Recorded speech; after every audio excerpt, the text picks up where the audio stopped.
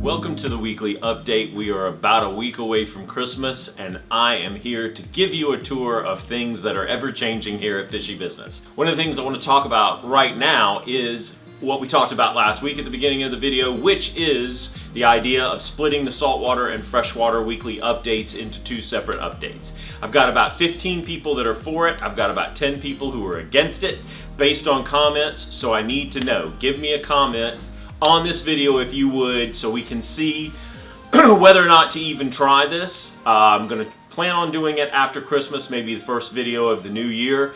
If it is all positive and everybody wants to see two separate videos, thank you for all the people who have commented and for the reasons that you said you wanted to see the video. We haven't ever tried this before and I want to get an idea from you guys if that is what you really would want, in which I will really try it and see what happens. So enough about the weekly update. Let's take a look around at everything that has come in today. So in the storage area, this has all just come in today. 75s have come in, new stands and canopies have come in. Everything getting ready for Christmas. The main thing I want you to notice are the 90 gallons and the 110s. Yes, 110s have finally come in. One of these is promised, but I have one more that isn't sold. So if you want a big tank and you want it by Christmas, or you want it for shortly after Christmas, getting big tanks is hard to do right now, and we've got them. If you come with me throughout the floor, you'll see a couple more stands and canopies. I've got a 120 that came in this week. This is a 4x2 aquarium. It's one of my favorites. We just set it up for a new service account today. I have one of those left available for the rest of the year. I think there's a 180 or a 210 behind it. It is a 210. Big tanks are back. That's the one important thing that I'd like to tell you about this week. Easiest introduction to saltwater aquariums you will ever have is the BioCube. Now these are great for freshwater as well, as they could do a beautiful planet aquarium, but this is our last big stack before Christmas. It's easily wrappable, it is easily containable, and it is a great way if you've always been on the fence or know somebody who wants to do saltwater but you don't want to spend a lot of money. Hard pressed to beat the BioCube. Okay, so we literally have 1 week left to fill this 210, and we're probably maybe halfway, close to halfway there. So I know it's a lot to ask, but this is for a worthy cause, and we're going to do the drawing on December the 23rd. So it is for a BioCube and 2 gift certificates, so there's 3 prizes, just a direct drawing on the 23rd. Please help us by bringing in any canned goods or anything like that that you have, so we can fill this up, take it to Harvest Hope, and give somebody a Christmas that maybe they wouldn't have as far as food and things like that. So yeah, that's the most important thing on the weekly update this week. Okay, so let's get into freshwater and saltwater this week. Okay, so the L330 for all you pleco aficionados. This is the giant watermelon pleco that we have in this week. Just to give you an example, that's my hand. Phenomenally cool pleco, showy as all get out. If you're a collector of plecos and you've got a decent sized tank, you do not want to miss this. Okay, so we got in some assorted peacocks this week. I haven't shown a lot of African cichlids lately in the weekly update. There's just been so much coming in terms of community fish that I've kind of left these guys out. As you can see, there's some super nice color on some super small fish. If you want a wow factor, if you want something that will really pop in your cichlid tank, these are some. While we don't have them in very often, we got in some really small and nice elephant nose this week. Elephant nose will go good in a general community tank till they start getting some size, and then you'll kind of want them in a semi-aggressive as they get a little bit larger. I got in 2 elephant nose this week. They're young, and this is a good time for adaptability with a normal freshwater tank. If you've ever been in the market for these types of fish, now is the time. Okay, so in the same family as your knife fish, we have, and he's trying to hide behind the water column, the baby whales. We also don't keep these in stock very often. We need to kind of know the source and get healthy specimens, but this little guy is doing very well. He's got good weight. So if you want something a little odd on the odd side, the baby whale might be the perfect fish for you. Long fin albino bristlenose plecostomus. If you're a plecostomus fan and you want something that's going to really do a good job with eating algae, these are a really pretty fish, especially because of the elongated fins that they have. They really just kind of look almost like a little dragon underwater. Really cool. Look at the high fin there, and the way that they kind of pronounce those fins. Beautiful fish. A lot of you have been asking about silver dollars of late. Well, I have a lot of silver dollars. They just came in.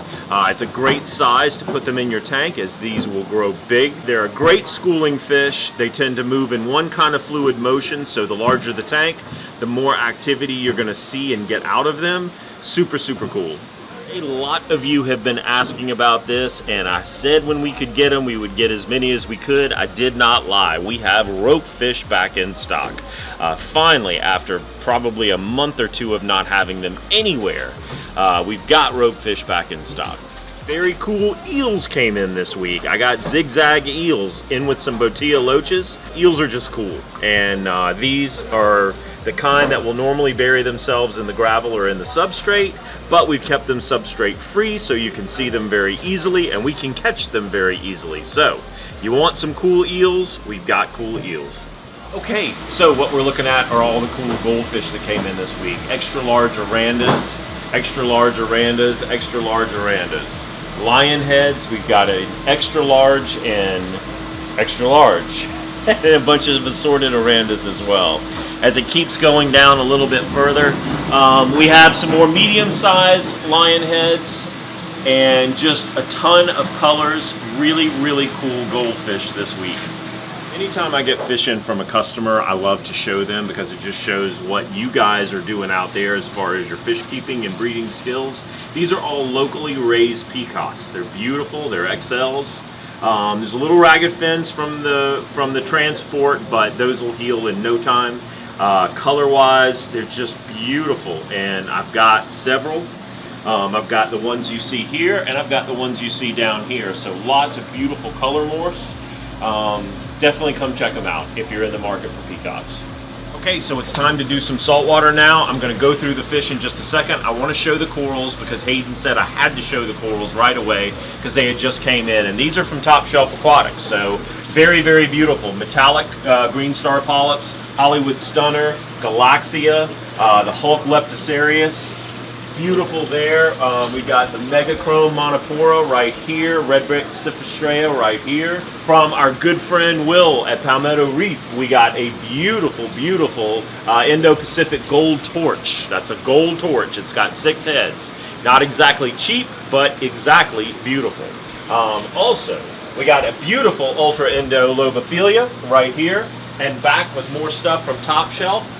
We've got all these Hydnophoras that I think came in, and beautiful brains, Fabia brains, some acros, so a lot in the coral department this week.